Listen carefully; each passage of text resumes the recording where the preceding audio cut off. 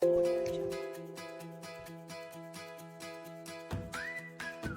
dan teknologi pangan adalah ilmu yang mempelajari semua aspek dalam ilmu pangan, mulai dari fisik, biologis, maupun kimiawi. Saat ini, masyarakat mulai sadar dan peduli bagaimana makanan dapat mempengaruhi kesehatan. Masyarakat saat ini lebih selektif dalam memilih dan membeli makanan, hingga bagaimana produk makanan diolah sehingga memproduksi makanan yang berkualitas. Hal tersebut akan dipelajari di jurusan teknologi pangan. Jurusan teknologi pangan mempelajari proses produksi makanan dan memastikan makanan yang diproduksi aman untuk dikonsumsi dan memenuhi kebutuhan gizi konsumen.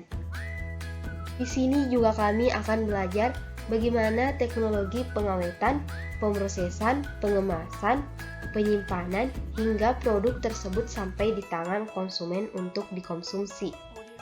Mata kuliah yang dipelajari di jurusan teknologi pangan yaitu biologi dasar, fisika dasar, kimia fisik, kimia organik, kimia analitik, mikrobiologi dasar, kimia pangan, biokimia pangan dasar, mikrobiologi pangan, satuan operasi industri pangan, prinsip proses pengolahan pangan, teknologi fermentasi pangan, metabolisme komponen pangan, prinsip teknik pangan, karakteristik bahan pangan, teknik pengolahan pangan, evaluasi sensori, analisis pangan, jaminan mutu pangan, bahan tambahan pangan, teknologi pengemasan dan penyimpanan, evaluasi biologis komponen pangan, pangan fungsional, teknologi flavor, teknologi pengolahan minyak dan lemak, sistem jaminan halal, teknologi pengalengan pangan, rekayasa proses pangan, pangan dan gizi, bioteknologi pangan, manajemen pangan aman dan halal, serta teknologi informasi.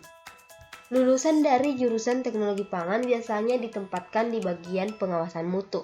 Orang teknologi pangan biasa lebih sering berada di behind the scene atau berada di belakang layar. Prospek kerja teknologi pangan secara garis besar hanya terbagi menjadi dua. Yang pertama adalah bagian pengendalian mutu, dan kedua, bagian pengembangan produk. Pembelajaran dan pengetahuan dasar yang dibutuhkan keduanya sama. Hanya pengembangan saja yang membedakan kedua prospek kerja teknologi pangan tersebut. Prospek kerja pengendalian mutu ini berarti memastikan mutu dari pangan yang ada mulai dari panen, proses, dan diterima oleh konsumen. Karena penanganan yang tidak tepat akan menurunkan mutu dari sebuah bahan pangan.